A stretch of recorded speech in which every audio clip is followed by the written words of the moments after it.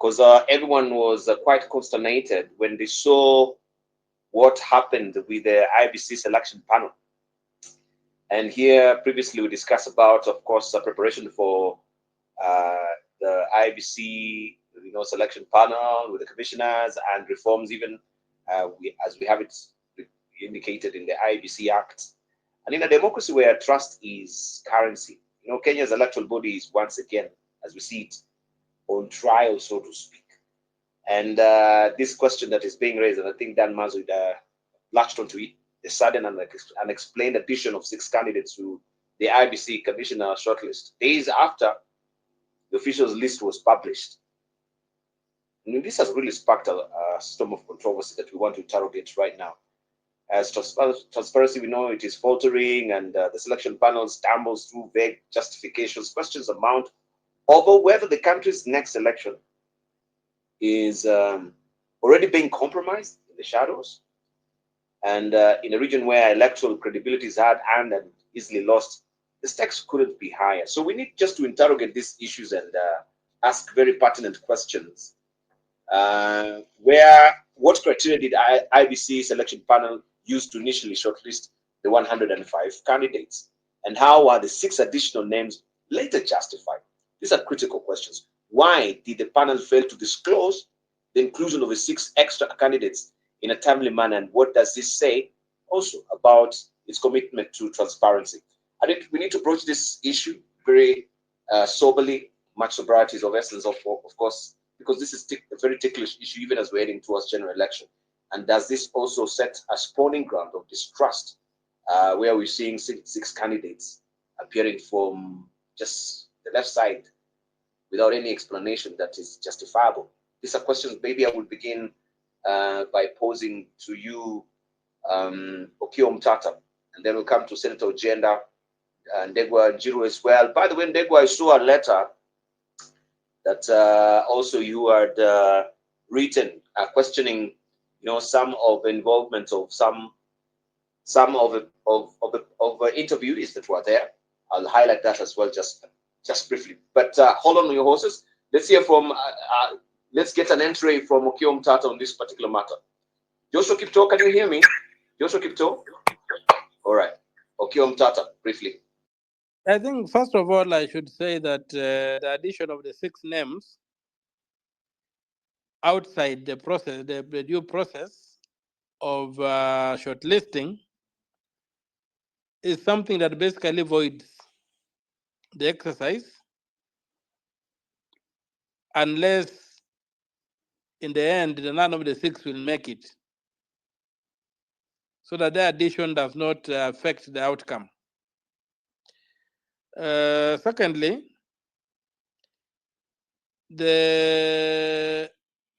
what we have to accept is that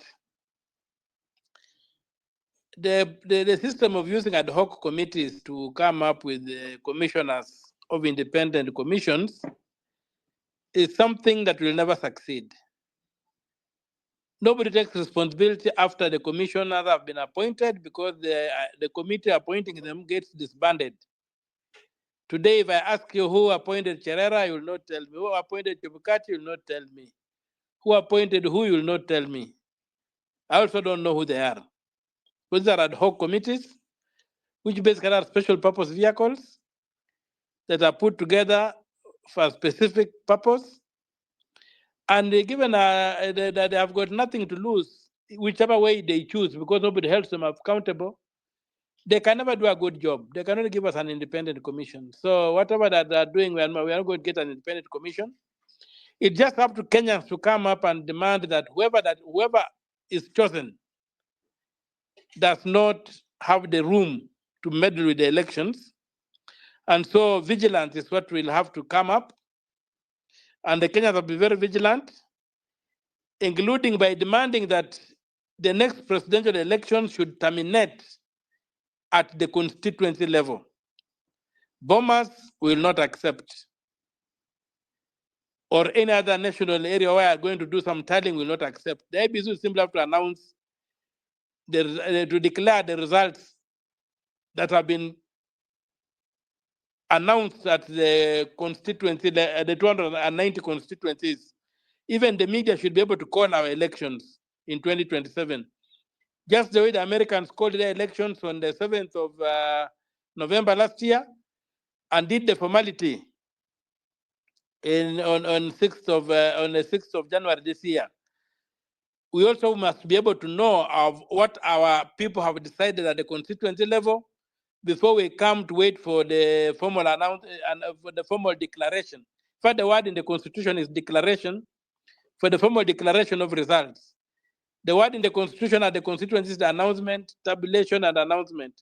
This idea that you transmit results from the polling stations to Nairobi is something we are going to fight, and we are going to make sure it doesn't happen so that the constitution is applied.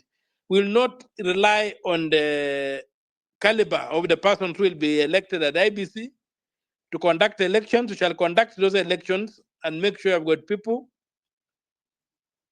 stationed across the 290 polling stations, 290 constituencies to ensure I've got results. Another thing that is of concern to me as regards the IBC is the decision to stop the continuous registration of voters. Yes, it's a constitutional requirement that the voters have to be continually registered.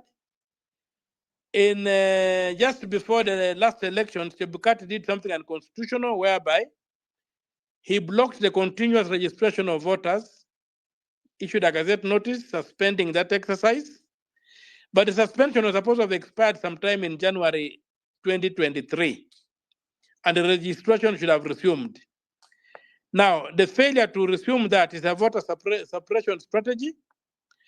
I even know that when you go to the Kenya Bureau of Statistics to get some data on voter registration, there's a volumes of books they publish. There's volume 5 of the book that they publish on Census Statistics. They tell you they cannot conclude that volume because the IBC under Chebukati refused to give them the data. Earlier commissioners used to give, and up now they don't have the data. So to know who are the registered voters or the population, how people have registered across the country from a body like the Kenya Bureau of Statistics is not possible. And those are red flags that we are dealing with. But my joy or my hope and or my salvation lies in the fact that the Kenyans are now enlightened and they know all these tricks that are played by the IBC. And we want, for the first time since we began having this new constitution, we want to have a conclusive election in 2027, a transparent, tamper-proof and conclusive election. And right from now, we are not waiting for those commissioners. They'll come there just to fulfill a constitutional purpose, but the people themselves will be organized in such a manner that they will be able to determine who the winner is, and the 2027 elections will be conclusive. Not because of that we have got commissioners who are above reproach, but because the Kenyan voter and the Kenyan citizen will wake up and guard the vote and make sure that the presidential election terminates at each one of the 290 constituencies. Beyond that, nobody will entertain those results. That's what we're working on, and it's going to work. So that's what I could say about the IBC. Thank you for the opportunity. Thank you, Pio Mtata. Welcome. I call upon Joshua Kipto. If you can hear me, Joshua Kipto, you wanted to say something? Joshua Kipto, you went off the grid. Thank you for being amazingly patient as well. You can contribute. Thank you. I yield the floor to you. Sorry, continue. I don't know if you can hear me. I can hear you perfectly. Okay, so thank you very much. I think I had issues with a bit internet, and I kept coming in out, and when there was very heated conversation about the first topic we're discussing about the Butere, the place of the law, constitution, and all that. If you'll allow me, because I really needed to. I remember as we started, Benji had asked a question about the restless and all that. So my only comment on that first topic that has ended, and just as a direct answer to what Benji had asked, I think Benji's question even puts into perspective what my 2 cents of uh, the whole issue about the drama, whatever the play by Butere and how the government reacted. I see it differently. I'm not keen to apportion blame as to who is right wrong, because that has been sufficiently discussed here, and we've tried to find out about the law. There are simple acceptable realities or norms. Plays or literature basically offers a reflection of society. It's more or less like a mirror. All of us who've gone through literature classes, Fasihi, the whole idea was to thought provoke, just to provoke your thoughts and to make you see. And there's nothing better than having any form of literature that makes you see the true whatever, or makes you see the mirror of the society that you live in. So all these drama plays and everything have always been with one objective: to try thought provoke the people, starting with the young people, especially the students, to think over and above and to see what society they live in, the values, the morality, and all that. So for me, that is bare minimum. So based on that, it is never a big deal who writes the play, whether it's as teacher and non-teacher. We have the place of the regulations and the law, which will then govern or guide how that can be done. Just like in school games, you'll have age being a consideration. I've seen teams protesting. I know there was a new format with a new CBC style of junior and junior high, senior high. There was a problem about who is eligible, for example, to perform. I think for the junior level, they are putting a capping of 16 years, and some schools were protesting vehemently that then that means there's a cohort that will not represent because they are caught out by virtue of age, even though they are in the same level. So when it comes to rules and regulations, that one has its place, but it doesn't take away the fact that plays or drama compositions, whether done by a director who is a teacher or not, are critical and important. Number two, on the other bit, there's a better way. I still feel there's a better way this could be done. The banning route actually gave this play a lot of airtime and limelight. It would have been better where it would have judged it based on its quality, based on its directorship, whether it was worth it. And by how the government reacted, it was like hitting an ant with a hammer. There's a easier, softer way to have dealt with it. So I felt it was clumsily dealt with, but it also exposed people to now understand. I'm sure going forward, I'm sure these rules and regulations as to who can write or not will now be under microscopic focus. Away from that, the main thing that I feel should be who takes a lesson in this? The government and the president takes a lesson from this. One of the things that comes out clearly is that this just a small matter like this, you could see how it became a trending topic across the social media, mass media. It became like the main story. If I'm to list through the stories, the last three stories, the last 2 weeks, news circle, the main story was JB Muturi interview. Then Rigiji came through the entire kitchen and sink and government. It became 2 days, it was major hit. And then boom, Butere came in and took over. What was that showing? It tells you, it confirms what Benji was asking, that we have a very restless population. For me, the government, especially the president, should just take it. This is the best time to keep seeing this kind of reactions, because it helps the government of the day to understand. It's more or less like a testing barometer. Where are the people? So you can see a lot of restlessness, a lot of agitation, and that is coming from somewhere. As I have mentioned in the last 2, 3 sessions we've had here, two issues are happening. Just a direct answer to Benji. Why the restlessness? One, of course, the economic downturn and the promises that the government came in with a view of solving the economic situation. Maybe the promise vis-a-vis the delivery do not match, in the sense that citizens expected immediate results. That can't happen. That can't work. However, government has somehow struggled with the messaging and trying to keep up with the deep seated disappointment and complaint of the people. So how to bridge that gap, whereby managing expectation of the people and tell people, yes, we promised, but we are not yet there. It's still difficult, it's still hard. But in that space also, it has quickened the desire for a different governance model. And I said we are in transition. Politically speaking, we are in transition. The clamor for now is for a new governance model that works for the majority, not a governance model that works for the minority. The politics of Maendeleo that would do where someone would, where a politician would be seen to be the ultimate solutions to every of our problem is changing, especially with the younger demographic. They're demanding more and more. They're demanding institutional reform. They're demanding a real value for the taxes they pay. With the increased taxation, it even agitates and makes people now say, this is what we pay for. We must get value for that. So with that demand and clamor for governance, then the government of the day is caught in that time warp, either to continue with the usual way we normally did our politics, or to read the room and read and see where the more or less the barometer of the country is. So for me, the Butere play was just an eye opener in the sense that the government now is able to see that the restlessness and the agitation has not gone anywhere. It has just been waiting for something to trigger, especially for me, the TikTok group, or what I call them, the bulk of Gen Z are in TikTok. So it just tells you we just rile them up. We just one thing, they were riled up again and they were up, and becomes a bigger issue. So government should see it as a lesson in the sense that now that we are here, so much needs to be done between now and 2027 before anything. Because lastly, we were discussing about the issue of IBC.